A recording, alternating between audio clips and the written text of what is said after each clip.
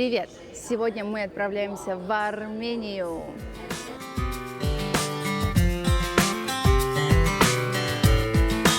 Баревдзес! Добро пожаловать в Армению! Страна, которая является одной из древнейших в мире. В 2018 году Еревану исполнилось 2800 лет. Начнем с аэропорта. Вот здесь вы можете получить визу. Так выглядит аэропорт, он небольшой, все в принципе достаточно компактно, ясно и понятно. Сим-карту можно купить сразу в аэропорту. Есть два места. В одном месте показывает цену 4500 местных денег, в другом месте 5000. Но идите туда, где 5, там нет очереди, и это eSIM. Девушка на месте делает все сразу очень быстро, классно, экономите время, и разница там вообще небольшая. По поводу машин скачиваем Яндекс.Гоу, но первая же машина мне сразу отказала и написала: извините, машина не работает, через минуту после того, как взяла заказ. Заказала вторую, сейчас посмотрим, приедет или нет. Но машина, кстати, приехала, вот она стоит такая вся потертенькая, но сейчас поедем. Просто зацените, багажник открывается ключом. Но и главный атрибут – это ковры в машине. Это нельзя не заметить.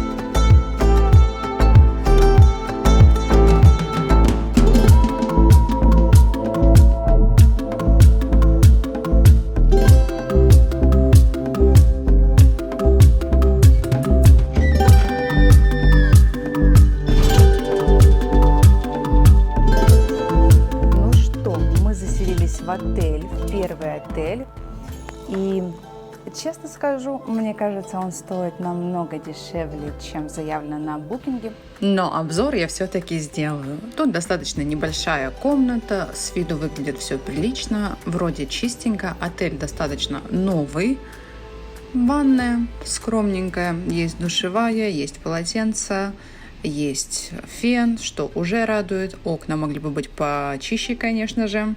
И, в принципе, вид тоже неплохой. Есть чайничек, мини-бар платный и выход в сад, откуда мы сразу и направились на пешую прогулку. Ведь именно за этим мы приехали в Армению, чтобы наконец-то походить на улице пешком. Завернув за поворот, мы сразу попадаем на рынок с красивым французским названием «Вернисаж». Рынок был основан в 80-х годах армянскими художниками, но чаще его называют «блошиный рынок». Здесь можно купить нарды, шахматы, дуду, ковры, ручные изделия и, конечно же, атрибуты из далекого СССР.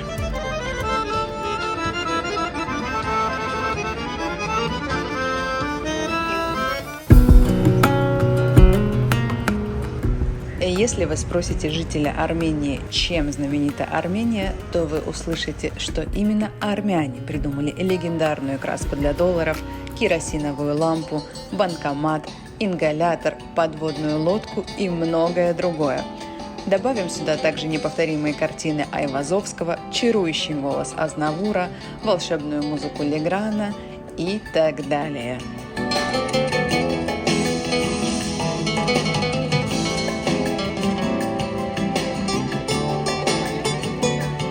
Что удивило лично меня, это количество людей на улицах города. Ереван просто дышит каждой клеточкой этого города. На улицах, неважно в какое время, днем, утром, вечером или ночью, вы увидите огромное количество людей.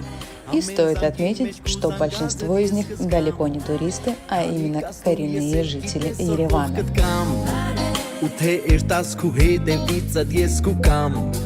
Ես կուկամ քեզի մոտված դե լա լա լա լա լա քեզի պատտվել լա լա լա լա լա քեզի համբուրե լա լա լա. Так, мы пришли поесть в ресторан под названием Тау Лахмаджо, что-то похоже на Лахмаджун. Посмотрим, что тут. На улице очень красивая веранда, но там нету мест, и мы спустились на этаж вниз. Здесь так достаточно прохладно. Я сняла с мужа кофту, потому что я уже замерзла. И ждем наш шашлык. за плейлист просто 5. Шикарные песни. А еда такая не очень подкачала. Далее мы отправились продолжать знакомство со страной в Музей истории Армении. Здесь собрано множество артефактов, начиная со времен Палеолита, заканчивая нынешними днями. Но больше всего мне понравилась именно эта галерея, где можно рассмотреть каждую фотографию не спеша, детально и не скролля ее на телефоне.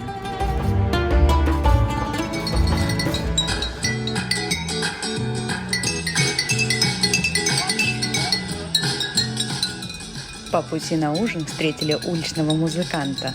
В место пошли, кстати, распиаренные в Орле и Решке и в Инстаграме, но впечатления у нас оттуда не самые лучшие, поэтому пропускаем.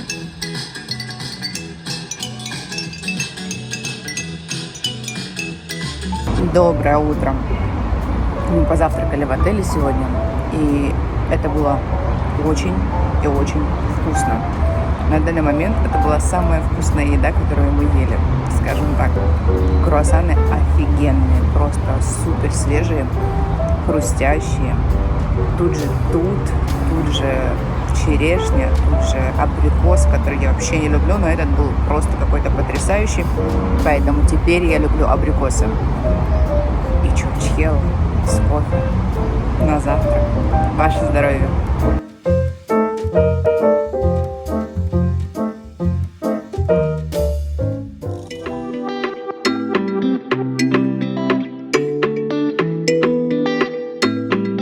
Мы приехали на каскад.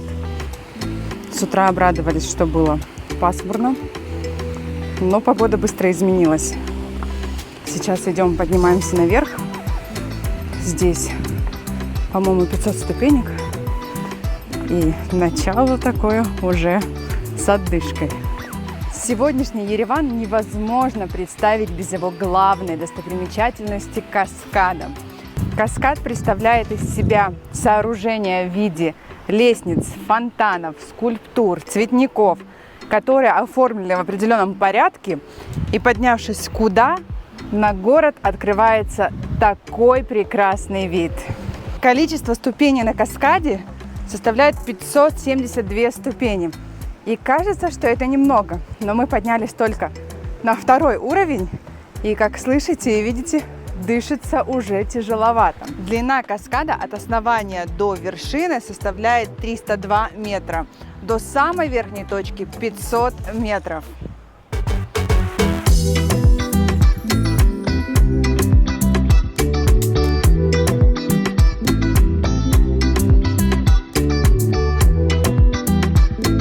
А если вам не захотелось больше идти пешком на солнце, то можно воспользоваться вот такими эскалаторами и подняться на них, либо спуститься на них. Здесь также есть галерея. Я видела прачечную, выставки. И вот такие вот интересные экспонаты представлены здесь. Какая-то серебристая, не знаю, лада, не лада машина. И инсталляция.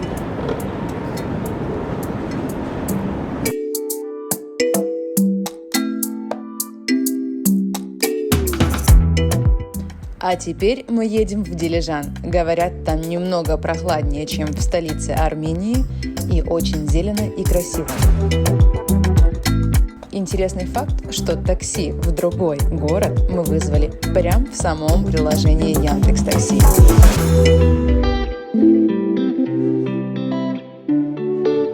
Мы едем в Дилижан и по пути остановились на озере Сиван. И тут вот так красиво. Такие упитанные чайки. Тут, я скажу, прям как в Амстердаме. И просто красиво. Реально красиво.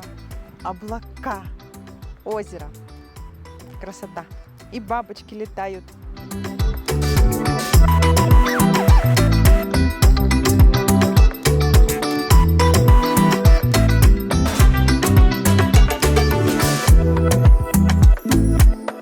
Добро пожаловать в Дилижан.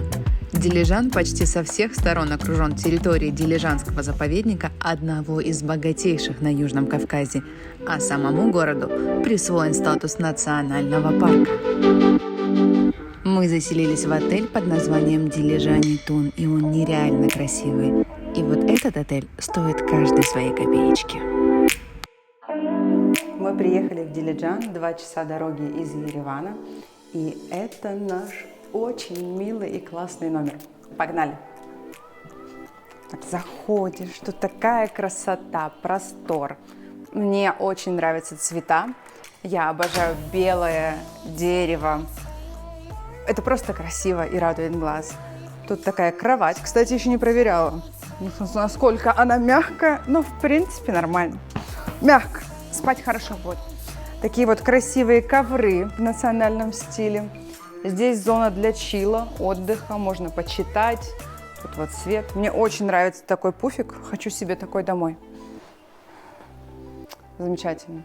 Есть еще стул с другой стороны. Здесь у нас будет зона бара. Пить кофе. Классный стол. Радио. Можно что-то поснимать. Здесь такой милый столик. Телевизор. Здесь у нас кофе, чай. Чипсы, фисташки. Это, я так понимаю, у нас кондиционер. И, наверное, там мини-бар. Но не факт. Нет. Мини-бара здесь нету. Это кондиционер. Открываем здесь. Ага, мини-бар есть тут. Так, и у нас остается ванная. Пойдемте посмотрим ванную. Она очень красивая. Просто такой. Заходишь в ванну и думаешь, сегодня пойти в душ или принять ванну. Потому что выбор есть. Можно принять ванну, можно пойти в душ. А ванну можно принять еще с вот таким видом. Здесь у нас балкончик, откуда открывается какой-то сумасшедший вид. Просто. Здесь очень свежо, прохладнее, чем в Ереване. Я думаю, градусов на 7, потому что ветерочек прям такой прохладненький, но очень классно. Красота. Что за красота? Все-таки природа – это лучшее, что могло быть создано. Никакие здания, города не выглядят так красиво, как то, что создано природой. Это вызывает какой-то восторг. А теперь мы идем есть, потому что мы ужасно голодные. Свершилось, и магическая музыка тут заиграла не просто так. Я влюбилась в это место с момента, как только зашла. Красивый двор, красивый дизайн, интерьер. И, о боги, это была безумно вкусная еда. Потрясающий сыр, а мясо. Наконец-то мы поели вкусного мяса. И так как у нас еще целая бутылка вина, мы забрали ее с собой. Нам любезно дали стаканчики. Поэтому мы сейчас его охладим, а вечером выпьем. Проснувшись на следующий день утром, мы обнаружили идеальную картину для жителя пустынного.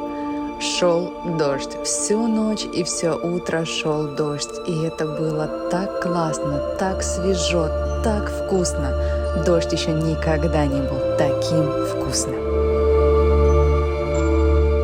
А теперь на завтрак и обратно в Ереван.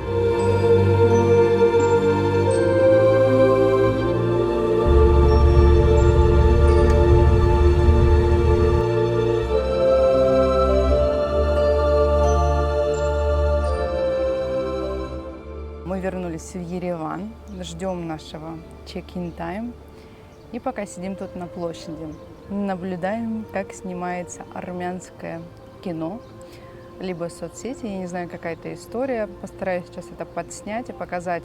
Если я не ошибаюсь, это называется «Папа», либо «Батюшка» в церкви, и идет съемка на несколько камер. Я вижу 24-70, 200-400, несколько ассистентов, звукорежиссеры. И это все, конечно, очень интересно смотреть. Наш отель номер 3, в который мы заселяемся на следующую ночь. Отель находится недалеко от центра, до площади Республики пешочком дойти минут 7-8 максимум. Выбирала уже просто наобум, потому что все примерно выглядят одинаково и ценник примерно плюс-минус один и тот же. Настало время подкрепиться, и мы отправились в ресторан под названием «Шереп». Говорят, кстати, как позже я узнала, что тут можно часто встретить знаменитости. С голоду мы заказали кучу блюд, и все было классно, кроме мяса. Мясо опять не понравилось. Заметив это, официант спросил, все ли в порядке и почему вы не притронулись к еде. Я сказала, что мне не понравилось, мясо очень сухое. Через пару минут подошел менеджер, извинился и сказал: да, действительно, наше упущение, мы не включим его вам в счет, примите в виде наших извинений вот этот наш фирменный безалкогольный коктейль. Вот такие дела. Кстати, со мной такое в первый раз. За сервис определенно 5. А вечером мы отправились изучать ночной Ереван, но прежде сделав остановку в салоне тайского массажа.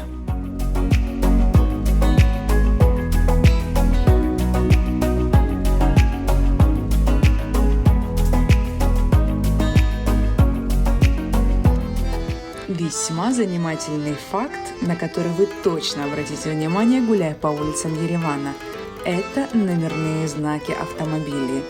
Каждая вторая, каждая третья машина является владельцем знаков 6, 3 шестерки, 2 девятки, 3 девятки, 6006, 3 семерки, 3 пятерки и так далее. Официально в Армении нету Макдональдса и также нет Старбакса. Но сейчас мы увидели значок Starbucks. Просто есть отдельное меню, где они говорят: мы сервируем Starbucks. Мы заказали фраппучино. Сейчас посмотрим, что нам придет, что нам принесут и приготовят. Вердикт: вкусно. Нам понравилось. Точно так же, как в Дубае. Но, к слову говоря, и ценник-то дубайский. За 2 кофе мы заплатили 7500 драм, а это $20.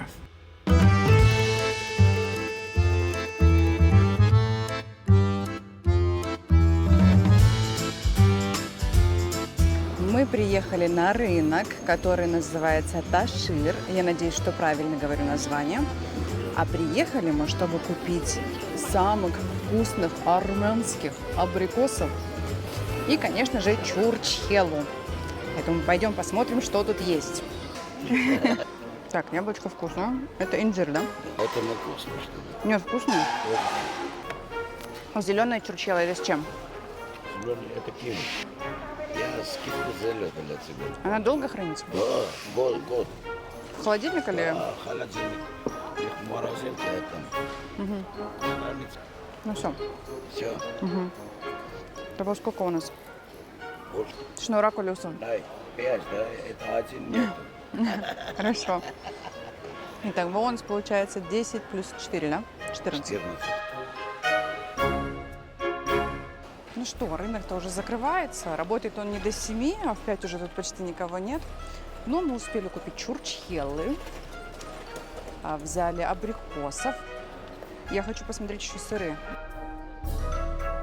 А еще тут можно, смотрите, рыбку прям свежую купить. И шок-контент. Как в Египте, курочки.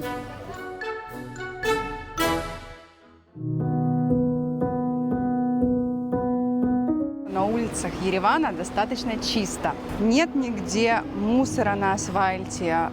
Есть много урн. И главный факт, тут реально чувствуешь себя безопасно. Дети, очень много детей гуляют, взрослые. Есть даже какой-то отчет, согласно которому Армения и Ереван находятся на 3-м месте по безопасности.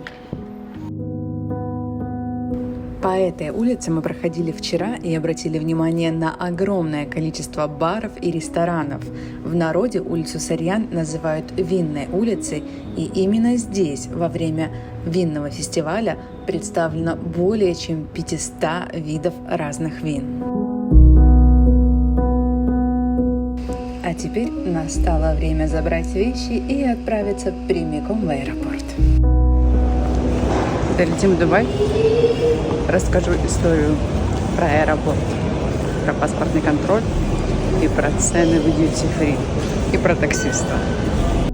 Если коротко, то это ушлый таксист, грубый паспортный контроль и сумасшедший ценник дьюти-фри. В общем, немного неприятное завершение путешествия, поэтому запьем эти моменты винцом и запомним все только самое лучшее.